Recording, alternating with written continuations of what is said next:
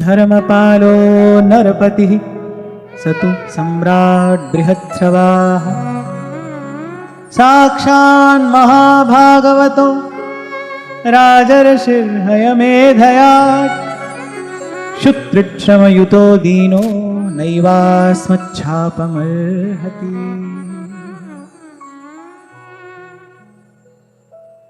तो उन महान तपस्वी सरल हृदय श्री शमीक ऋषि ने आवेश में किए गए अपने पुत्र के उस कृत्य की, उस कार्य की बड़ी भर्त्सना की और वो वस्तुतः हृदय से बड़े दुखी हुए। क्यों? कहा उन्होंने अपने पुत्र से कि अरे सम्राट परीक्षित तो बड़े यशस्वी हैं और धर्म को धारण करने वाले राजा हैं।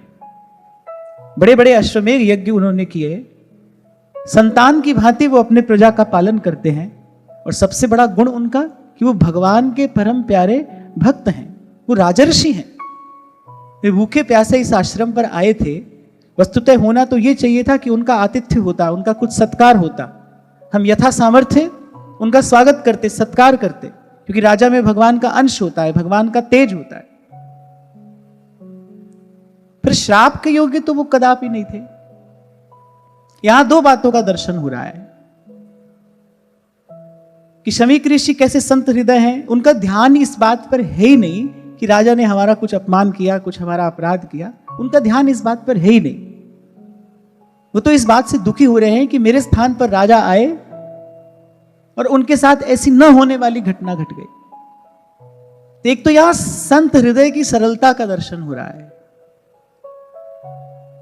जहां से अब की बार ये चर्चा आरंभ हुई थी, मैं एक बार आपका ध्यान वहां लेकर जाऊं कि जब महाराज परीक्षित ने पूछा उस वृषभ रूपधारी धर्म से और उन्होंने जो उत्तर दिया, इससे एक बहुत बहुत गंभीर, बड़ी गूढ़ बात हाथ आती है। समझना चाहिए कि भाई धर्म का सार स्वरूप सिद्धांत क्या है। गोस्वामी जी ने कहा भाई ये सारी सृष्टि चल रही है किस पर? कर्म के सिद्धांत पर। जो जस करे ही सो तस फल चाखा।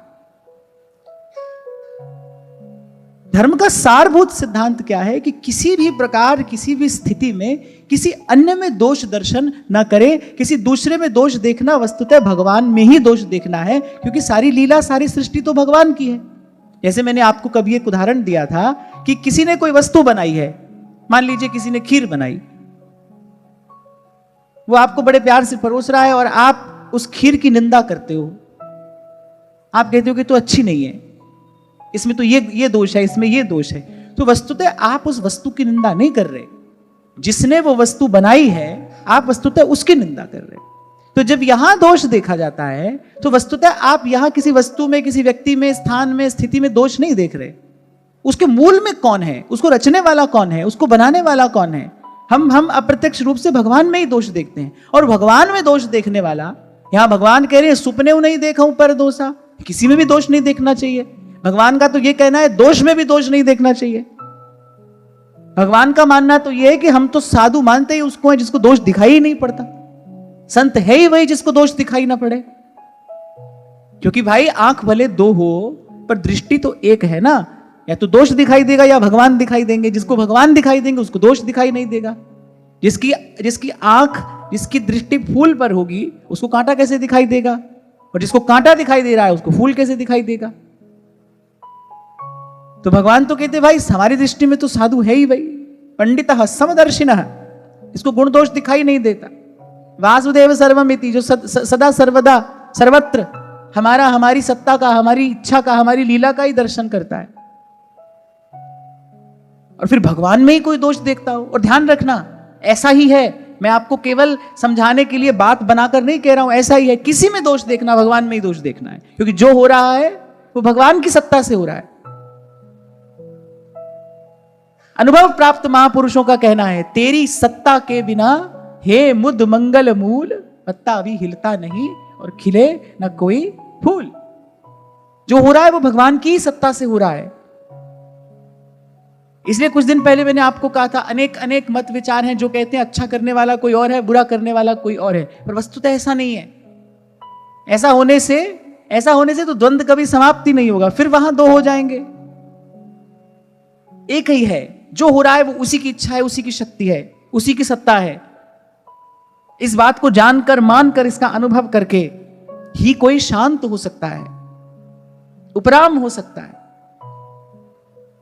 तो यहां एक दर्शन हो रहा है ऋषि के सरल हृदय का, और दूसरा दर्शन क्या हो रहा है कि भाई क्रोध में आकर किया गया कार्य अंत में हानि ही पहुंचाता है, उससे कभी किसी का लाभ नहीं होता।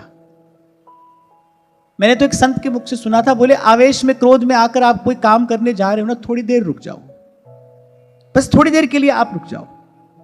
इतना धीरज तो जरूर धर लो कि क्रोध में आवेश में आकर आप कोई निर्णय लेने जा रहे हो, कोई कार्य करने जा रहे हो, अपने मन को इतना समझा लो कि ठीक है कार्य तो करेंगे पर थोड़ी देर बाद करेंगे। थोड़ी देर बाद आप देखोगे कि अब आपकी वो कार्य करने की रुचि नहीं है, अब आपकी वो इच्छा नहीं है। आवेश में लिया गया निर्णय, आवेश में किया गया कार्य, वो अंत में क्षति का ही कारण बनता है, उससे अंत में नुकसान ही होता है, लाभ नहीं हो सकता है। अब देखो उस ऋषि पुत्र ने केवल किसी के मुख से सुना कि ऐसे ऐसे राजा आए, ये भी नहीं सुना कौन थे, राजा आए और उन्होंने आपके पिता की ऐसी अवज्ञा कर दी, और वहीं से खड़े खड़े केवल आवेश में आकर वहीं से खड़े खड़े उन्होंने श्राप दे दिया। अरे आश्रम पर आते देखते वस्तुतः स्थिति क्या है, किस परिस्थिति में ऐसी घटना घटी, राजा ने भी ऐसा कार्य किया तो भाई क्यों किया। यदि वो सारी स्थिति का आकलन करते, आवेश में आकर निर्णय नहीं लेते, तो स्थिति कुछ और होती। कितना भी बड़े से बड़ा अपराधी क्यों ना हो, कितना भी बड़े से बड़ा अपराधी क्यों ना हो, पर न्यायाधीश भाई बात तो उसकी भी सुनता है। चाहे सब कुछ स्पष्ट हो, चाहे उसका अपराध स्पष्ट हो, लेकिन फिर भी उसको न्यायाधीश के सामने, जज के सामने अपनी बात कहने का अवसर तो दिया जाता है ना, उसको अपना बचाव करने का अवसर तो दिया जाता है। अब तो ठाकुर जी ने हमारा सब झंझट छुड़ा दिया, पर पहले कभी कभी ऐसी कोई स्थिति हो जाती थी ना कि भाई अपने ही लोगों में दो पक्ष हो गए किसी बात को लेकर। तो मैं कहता था भाई मैं तो अपना कोई निर्णय तब दूंगा जब दोनों पक्षों की बात सुन लूंगा, और दोनों पक्षों की बात भी कैसे, एक एक करके नहीं, सामने बैठकर जब दोनों पक्ष अपनी अपनी बात कहेंगे मैं तब कोई बात कहूंगा, नहीं तो ना मैं सुनूंगा और ना मैं कुछ कहूंगा। ठीक निर्णय, उचित निर्णय तो मुझे लगता है भाई इसी प्रकार लिया जा सकता है, जब अपनी आंख से देखकर, कान से सुनकर और बुद्धि से समझकर किसी स्थिति का आकलन किया जाता है। तो यह छोटी सी बात है लेकिन बड़ी महत्वपूर्ण है, क्योंकि हमसे ये गलती, हमसे ये भूल जीवन में बार बार होती है, बहुत बड़ी हानि हो जाती है। क्रोध का एक क्षण, आवेश का एक क्षण सारे जीवन की कमाई नष्ट कर सकता है। एक जीवन का गलत निर्णय जीवन की नैया को कहीं और ले जा सकता है। एक निर्णय, अंग्रेजी की कहावत है, you are always a single decision away from an entirely different life. पूरा जीवन बदल सकता है एक निर्णय के कारण। और मैं तो आपको बार बार ये कहता ही हूं भाई कि जिसके जीवन में सत्संग है और जिसके जीवन में नहीं है, एक ही बात का फर्क तो मिलेगा आपको दोनों के जीवन में। एक सावधान मिलेगा और एक असावधान मिलेगा। एक ऐसे ही आवेश में निर्णय लेता चला जाएगा, सीखेगा नहीं, बार बार भूल करेगा, बार बार ठोकर खाएगा। और जिसके जीवन में सत्संग होगा वो सावधान होगा, वो विचार कर निर्णय लेगा। तो इस प्रसंग से दो बात हमारे हाथ आई। एक तो भाई संत हृदय कैसा हो, उसको दोष में भी दोष दिखाई नहीं दे रहा है। कोई बात नहीं, कोई कर गया हमारी अवज्ञा, कोई कर गया हमारी अवहेलना, अरे हमारा ही भाग्य होगा, कोई हमारा ही प्रारब्ध होगा। व्यवहार की दृष्टि से हो सकता है बहुत से लोगों को यह बात अनुकूल न लगे। अगर आप व्यवहार की दृष्टि से देखोगे ना, तो आपको लगेगा कि आप कैसी बात सिखा रहे हो, कि सब सहते चले जाएं क्या, किसी से कुछ नहीं कहें। व्यवहार की दृष्टि से आप ये सोच सकते हो, किसी के मन में ये बात उठ सकती है। पर मैंने आपको कुछ दिन पहले ही कहा था, भाई अपना लक्ष्य निर्धारित कर लो कि स्वार्थ की सिद्धि करनी है कि परमार्थ की सिद्धि करनी है। स्वार्थ की सिद्धि करनी है, फिर रास्ता दूसरा है। आपको संसार में कुछ बनना है, संसार को कुछ दिखाना है, करके दिखाना है, बन के दिखाना है, आपको बड़ी उपलब्धि सफलता प्राप्त करनी है, ये सब करना है, तो फिर रास्ता दूसरा है। फिर तो आपको नीति अनीति, गुण दोष, भला बुरा, शुभ अशुभ, मान अपमान, हानि लाभ, फिर तो आपको सबका विचार करना पड़ेगा। और परमार्थ की सिद्धि करनी है, आपको ये लगता है कि भाई बहुत जन्म भटक लिए हैं, यहां जो पाया उससे कुछ मिला नहीं, उससे कोई विश्राम नहीं मिला, कोई शांति नहीं मिली, कोई संतुष्टि नहीं मिली, उससे तो तृप्त हुए नहीं। अब तो भाई संतों के शब्द कान में पड़े हैं, ये परमार्थ का मार्ग है, इस पर आगे बढ़ना है। अगर इस पर आगे बढ़ना है फिर तो भाई जी मार्ग सब संत गया छे, वी मार्ग में जास्या। फिर तो भाई एक ही बात पक्की करके कि भाई जो हमारे जीवन में घट रहा है, जो स्थिति हमारे जीवन में आ रही है, वो हमारा प्रारब्ध है, अब की बार भोग लेंगे, नया बनाएंगे नहीं, अपनी ओर से कोई नया प्रारब्ध नहीं रचेंगे, अपनी ओर से कोई नया प्रयास नहीं करेंगे। प्रभु कृपा करेंगे और पर्वत की राई करने की सामर्थ्य तो प्रभु की है ही। राई पर्वत करे करे पर्वत की राई। उस दिन आपको एक छोटा सा उदाहरण दिया था मैंने कि कोई कैदी अगर बहुत अच्छा व्यवहार करता है ना, तो फिर उसका जो दंड होता है, उसकी जो अवधि होती है, उसको कम कर दिया जाता है, उसको जल्दी छोड़ दिया जाता है। ऐसे ही कोई शांत होकर, धीरज धरकर, अपने प्रारब्ध को स्वीकार करके, किसी पर दोष न डालकर यदि जीवन में आने वाले सुख दुख को स्वीकार कर लेता है, तो फिर इस संसार रूपी कारागार से भी भगवान उसकी जल्दी मुक्ति करा देते हैं। फिर भगवान दया करते हैं। यही अच्छा व्यवहार है। कोई पूछे ना अच्छा व्यवहार किसे कहते हैं, क्या होता है अच्छा व्यवहार? यही अच्छा व्यवहार है। इस बात को समझ लेना। को ना काऊ सुख दुख कर दाता, निज कृत कर्म भोग सब भ्रांत, निज कृत कर्म भोग सब भ्रांत। अपापेषु स्वभृत्येषु बालेना पक्वबुद्धिना, पापं कृतं तद्भगवान् सर्वात्मा क्षन्तुमर्हति। ऋषि ने कहा कि भाई ये अपरिपक्व बुद्धि का, तो नासमझ बालक है, और इसने ऐसे सेवक राजा का अपराध किया है, भगवान इसके अपराध को क्षमा करें। तो कल आपको मैंने छोटा सा एक संकेत किया था, अश्वत्थामा द्वारा चलाए गए ब्रह्मास्त्र से तो भगवान ने परीक्षित जी की रक्षा कर ली, लेकिन वो जो एक ब्रह्म तेज से संपन्न एक ऋषि के मुख से जो वो वाग वज्र प्रकट हुआ, जो वाणी रूपी वज्र जो अपना चलाया, उसको भगवान ने स्वीकार करा लिया। यद्यपि मैंने आपको यह भी कहा था कि कोई महाराज परीक्षित में दोष ना देखे कि महाराज परीक्षित जैसा राजा ऐसा कार्य कैसे कर सकता है, तो भगवान की इच्छा है। भगवान को अपनी लीला का विस्तार करना है, भगवान की इच्छा है। भाई भगवान के खेल में कोई तो खिलौना बनेगा ना, प्रभु जो लीला कर रहे हैं उसमें कोई तो माध्यम बनेगा। और मैं तो कहता हूं बड़भागी होता है वो जो प्रभु के कार्य में माध्यम बन जाता है, निमित्त बन जाता है। जब जब श्री गीता जी की चर्चा होती है, मैं तो प्रत्येक सत्र में यही बात कहता हूं, प्रार्थना करो भगवान से, प्रभु मेरा जीवन आपके किसी काम आ जाए।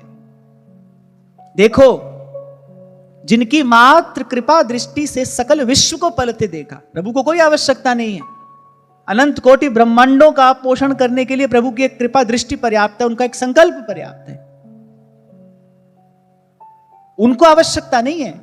पर जीव प्रभु के किसी कार्य में निमित्त बनकर सदा सदा के लिए कृत हो जाता है, कृतार्थ हो जाता है। सदा भगवान से यही प्रार्थना करो, प्रभु मेरा जीवन आपके किसी काम आ जाए। प्रभु का कार्य ही तो परमार्थ है, एक स्वार्थ है। स्वार्थ जो शब्द है ना, उसमें दो शब्द हैं, सुअर्थ, इसे स्वार्थ बना। स्वार्थ ये स्वार्थ है, और एक है परम अर्थ, जो प्रभु का कार्य है वो परमार्थ है। बार बार कहो भगवान से मेरा जीवन इस योग्य बने, और यदि प्रभु ने आपकी प्रार्थना सुन ली, स्वीकार कर ली, तो प्रभु की इच्छा, प्रभु का संकल्प मात्र आपके जीवन को दिव्य बना देगा। क्योंकि भगवान का कार्य करने के लिए तो भाई वैसी योग्यता पात्रता भी तो चाहिए।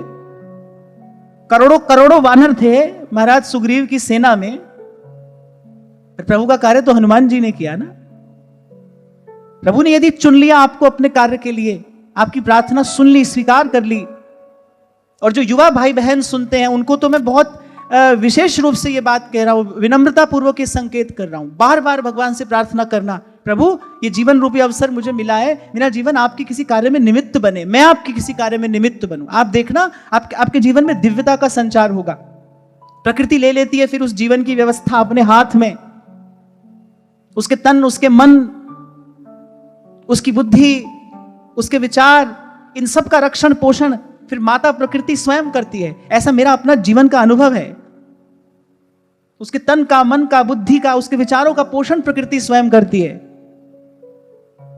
नदियों में बहने वाला जल उसके लिए दूध हो जाता है, फलों का रस उसके लिए अमृत हो जाता है, सूर्य चंद्रमा उसको शक्ति प्रदान करने वाले हो जाते हैं।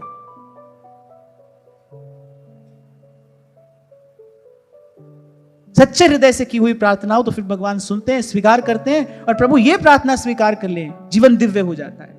एक ही बात कहो प्रभु से, प्रभु मेरा जीवन आपके काम आए, आपके किसी काम आ जाए, आपके किसी महत् कार्य में मैं वो गिलहरी जैसी सेवा कर पाऊं। वो जो गिलहरी ने तिनका लाकर रखा ना, आप देखो ये बात बड़े विचार करने की है कि बड़े बड़े शक्तिशाली वानर थे, सेतु बंधन में तो सबने सेवा की, सबने सेवा की, सेवा से रहित तो कोई भी नहीं था। लेकिन स्मरण उस गिलहरी का आता है, याद संत लोग उस गिलहरी को करते हैं। क्यों? क्योंकि बड़ी नन्ही सी है, उसमें कोई सामर्थ्य नहीं है। सामर्थ्य ना होते हुए भी फिर उसके मन का, उसकी सामर्थ्य बड़ी छोटी है, लेकिन उसका संकल्प कितना बड़ा है कि मुझे प्रभु के कार्य में कुछ सेवा करनी है। उसने ये नहीं देखा, ये नहीं सोचा कि भाई मैं तो नन्ही सी गिलहरी, मैं क्या सेवा कर पाऊंगी। पर्वत के समान वो बड़े बड़े वानर थे, असीम बलशाली, उनके बल की कोई था नहीं, कुछ कहना नहीं उनका। और कैसा असंभव सा कार्य वो वानर सेना कर रही है, समुद्र पर सेतु बंधन हो रहा है। वो नन्ही सी गिलहरी, मैं तो बहुत बार इस घटना का विचार करता हूं, उस गिलहरी ने सोचा क्या होगा, अपनी ओर देखे तो वो सन्मुख जाने में भी लजाए। यदि गिलहरी अपनी ओर देखे, वहां वो बड़े बड़े पर्वत के समान बलशाली वानर, इनके सामने मैं क्या सेवा करूंगी। पर उसने ये विचार नहीं किया, उसने कहा भाई प्रभु का काम हो रहा है, अपन से जो बन पड़ेगा अपन सेवा करेंगे। उस बिचारी ने एक तिनका उठाया, उसने कहा मैं अपनी इस यज्ञ में, ये जो अधर्म के नाश के लिए ये जो यज्ञ हो रहा है, इस यज्ञ में मैं अपनी कोई आहुति तो डालूंगी। जो उसमें सामर्थ्य थी तो उसने किया। और आप देखो वो बड़े बड़े वानर अपना कार्य कर रहे हैं और श्री रघुनाथ जी की दृष्टि उस पर पड़ती है। और वो जीव, वो नन्हा सा जीव जिसकी अल्प सी सामर्थ्य है, जिसकी कोई गति, कोई योग्यता नहीं है उसके पास सेवा की, लेकिन वो अपने उस उदार, उस विशाल संकल्प से, उस भाव से प्रभु की गोद में पहुंच जाता है। इसलिए मैं कह रहा हूं, अपनी ओर ना देखना कि हम में कोई सामर्थ्य है कि नहीं, हम कैसे करेंगे, हम तो भाई साधारण मनुष्य हैं। ये सब बात का विचार नहीं करना। आपका संकल्प विशाल हो, अपने मन में इस बात का संकल्प करो, पवित्र संकल्प, बार बार कहो प्रभु से, सच्चे हृदय से प्रार्थना करो प्रभु से, प्रभु मेरा जीवन आपके काम आए, आपके किसी कार्य में तो मैं निमित्त बनूं, वो गिलहरी की तिनका धरने किसी सेवा तो मैं कर पाऊं। मुझे भारत भूमि पर जन्म मिला है प्रभु, आपने मुझ पर इतनी कृपा की है, मुझे यहां इस पवित्र भूमि पर जन्म दिया है, क्या मैं ऐसे ही विषय का भोग भोग कर यहां से चला जाऊंगा? क्या मैं ऐसी पशुवत जीवन जीकर यहां से चला जाऊंगा? ये संतों की, भक्तों की वाणी हमारे कान में पड़ रही है। वेद की श्रुति है, तन्मे मनः शिव संकल्पमस्तु।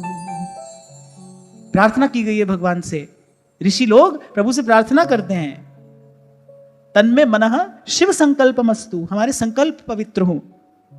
पहले भी मैंने कभी आपको कहा था, आपके जीवन में आज जो भी है वो आपके संकल्पों का ही परिणाम है। आपके जीवन में आज जो भी है ना, आपको जो मिल रहा है, ये सब आप ही के संकल्पों का परिणाम है।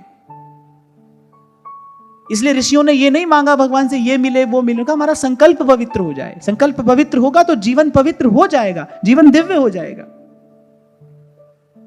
श्री गुरु गोविंद सिंह जी महाराज की वाणी है, दे शिवा वर मोहे इहै, शुभ कर्मन ते कबहू न टरूं। शुभ कर्मन ते कबहू न टरूं। और शुभ कर्म कैसे होंगे? शुभ संकल्प से ही तो शुभ कर्म होते हैं। कुछ भी करने से पहले मन संकल्प करता है, तन तो मन का अनुगमन करता है, पहले मन संकल्प करता है, पहले मन विचार करता है। तो आज के सत्र से, आज की इस चर्चा से ये बात ले जाना है यहां से, यही प्रार्थना करनी है प्रभु से, श्री जी से यही विनती करनी है कि हमारा जीवन आपके किसी कार्य में निमित्त बने, मैं माध्यम बनूं। अर्जुन बहुत खींचातानी करता रहा, मैं नहीं मारूंगा इनको, मैं इनका वध कैसे कर सकता हूं। और भगवान ने कहा, अरे बड़ा अभिमान है तुझ में, तू तो बड़ा अहंकारी है, अब देखो भगवान अर्जुन को कह रहे हैं बड़ा अभिमान है तुझमें। फिर भगवान ने हंसते हुए कहा, बोले तू इनको मारने वाला कौन है? अर्जुन को उन चर्म चक्षुओं से तो बड़ा थोड़ा सा दृश्य दिखाई पड़ रहा था ना। फिर जब श्री कृष्ण ने अपना वो विराट स्वरूप दिखाया, अनंत कोटि ब्रह्मांड नायक के एक एक रोम में अनंत कोटि ब्रह्मांड, अनेक अनेक सृष्टियों का लय विलय होता जब अर्जुन ने देखा, तब अर्जुन ने अपनी ओर देखा। अर्जुन ने कहा, भाई हम हैं क्या? मैं हूं संसार के हाथों में, संसार तुम्हारे हाथों में। अर्जुन ने कहा, मैं हूं क्या? मेरी सामर्थ्य क्या है? कुछ भी तो नहीं, तिनके जैसी भी नहीं। जब वो विराट स्वरूप देखा, घबरा गया अर्जुन। पहले तो अर्जुन ने कहा, हाँ मुझे दिखाइए, वो स्वरूप दिखाइए। और जब भगवान ने दिखाया, थोड़ी देर के लिए भी अर्जुन झेल नहीं पाया। उस रूप का जो असह्य तेज था, वो गांडीवधारी अर्जुन झेल नहीं पाया। फिर भगवान ने कहा कि जीवन की सफलता क्या है? प्रत्येक व्यक्ति कहता है मुझे सफल होना है, सफल होना है। जीवन की सफलता है क्या? भगवत गीता क्या कहती है जीवन की सफलता, मनुष्य के जीवन की सफलता क्या है? भगवान ने कहा, निमित्त मात्रम भव सव्यसाचिन। भगवान ने कहा, मेरे कार्य में निमित्त बन जा। हे मनुष्य होने की सफलता है, मेरे कार्य में निमित्त बन। भगवान ने कहा, नहीं तो ये सब तो मरे ही हैं, मर जाएंगे, मैं तो तुझे यश दे रहा हूं। भगवान ने कहा, ये जो कार्य मेरे संकल्प में है, ये तो हो ही जाएगा, मैं तो तुझे यश दे रहा हूं, तू मेरे कार्य में निमित्त बन जा और ये यश ले ले। मैं तो कई बार ये बात यहां से भी निवेदन करता हूं, भाई ये जो कार्य मेरे द्वारा हो रहा है, प्रभु ने मुझे निमित्त बनाया, मैं तो इसी में कृतज्ञ हूं। मन से भी इस बात का विचार करना कि इस सेवा के बदले में मुझे क्या मिलेगा,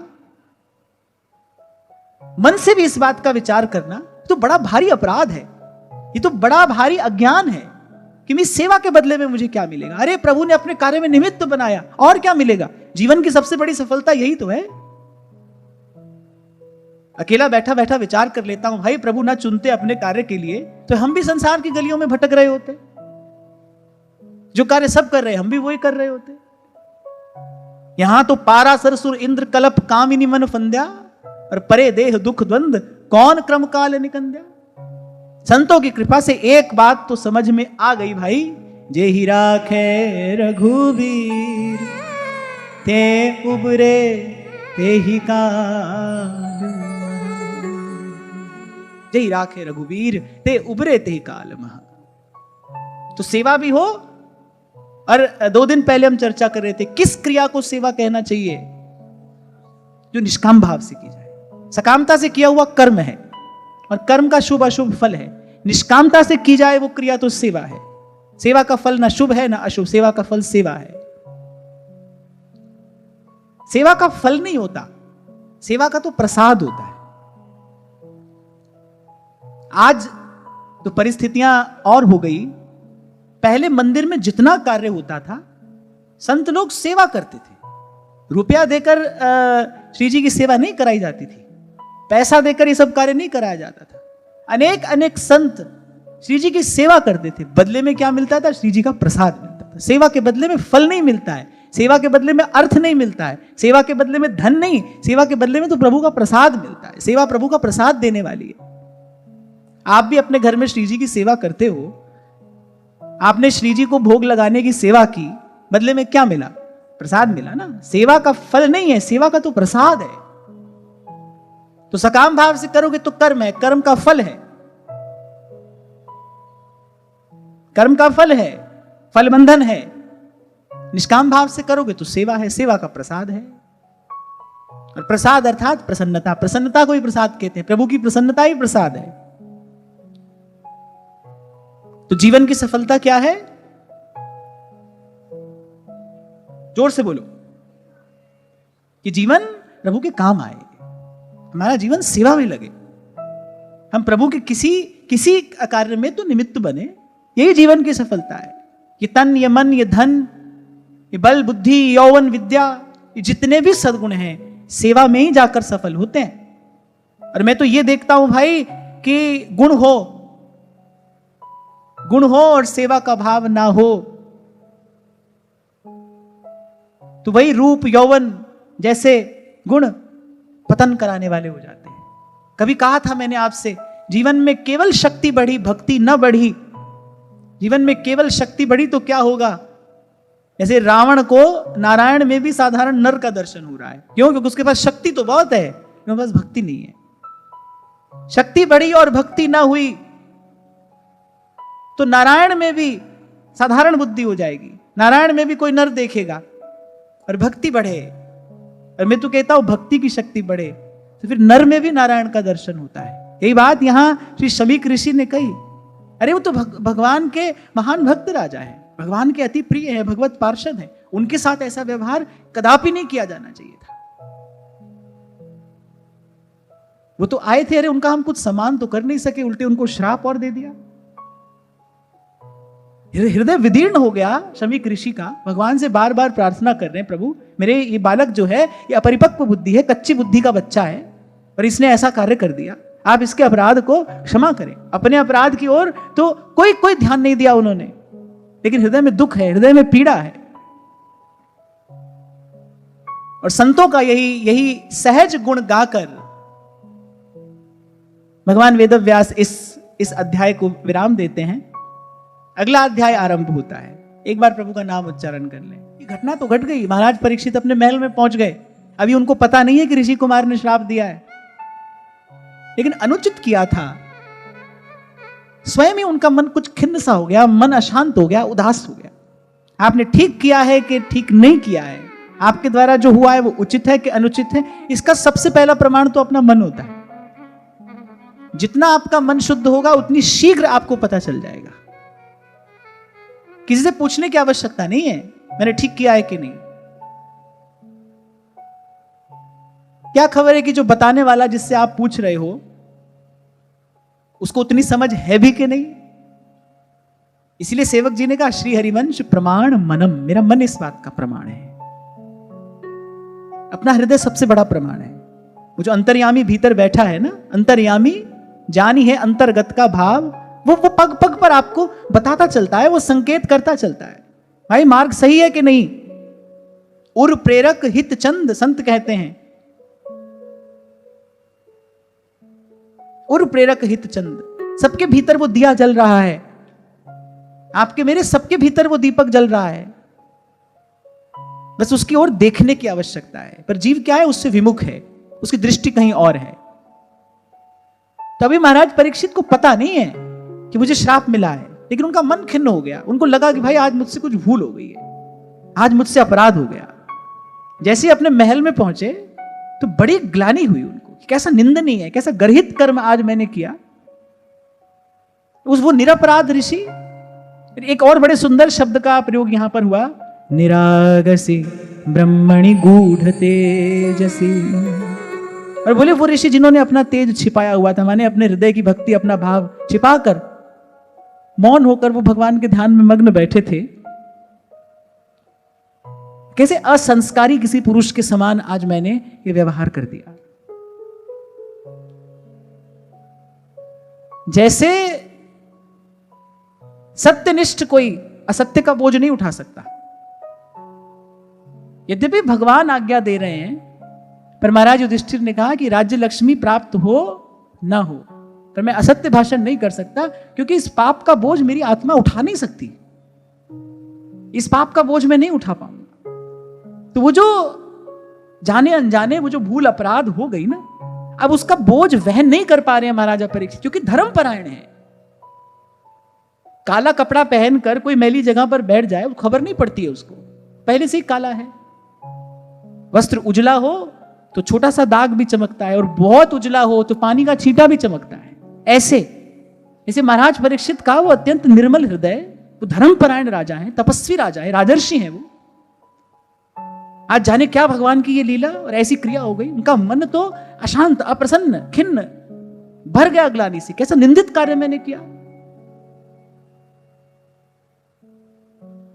ना करने योग्य कर्म मैंने कर दिया। महाराज परीक्षित को आभास होने लगा। एक और बात मैं आपको बताता हूं, जैसे जैसे आप सत्य के निकट पहुंचने लगते हैं ना, वैसे वैसे आपको आभास होने लगेगा, प्रकृति आपको संकेत करने लगेगी। इसको कोई सिद्धि या चमत्कार नहीं समझना चाहिए। आपको केवल आभास हो रहा है। और यह भी ना भूलिए, आपको केवल होने वाली घटना का आभास होगा, उसका परिवर्तन करने की शक्ति नहीं है आपके पास में। उस घटना का आभास हो रहा है। अंग्रेजी में इसे इंट्यूशन कहते हैं। कुछ लोगों की इंट्यूशन बड़ी स्ट्रांग होती है। इंट्यूशन, आभास। आप सीधे सच्चे रास्ते चलते हो, प्रकृति आपको संकेत कर देगी कि हाँ भाई थोड़ा सा सावधान रहना। जैसे सड़क पर लिखा रहता है ना, स्पीड ब्रेकर अहेड, लिखा रहता है कि भाई आप बहुत स्पीड से आ रहे हैं तो सावधान रहना, यहां झटका लग सकता है। ऐसे ही प्रकृति एक संकेत कर देती है। जो सीधा सच्चा है, अच्छे रास्ते पर चल रहा है, जिसका जीवन सरल है, निर्मल है, उसको प्रकृति संकेत करेगी, उसको आभास हो जाएगा। महाराज परीक्षित को आभास हो गया। उनको लगा कि भाई जो कार्य मैंने किया है, अब इसके परिणाम स्वरूप कोई बड़ी भारी विपत्ति मेरे सर पर आएगी, ऐसा मुझे आभास हो रहा है, ऐसा मुझे लग रहा है। पर महाराजा परीक्षित ने कहा और ऐसा होना ही चाहिए।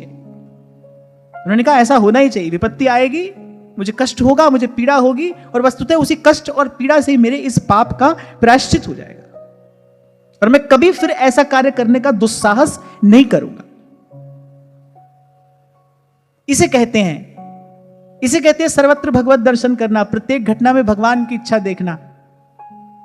भगवान के अनुग्रह में भी भगवान का अनुग्रह है, भगवान के निग्रह में भी भगवान का अनुग्रह है।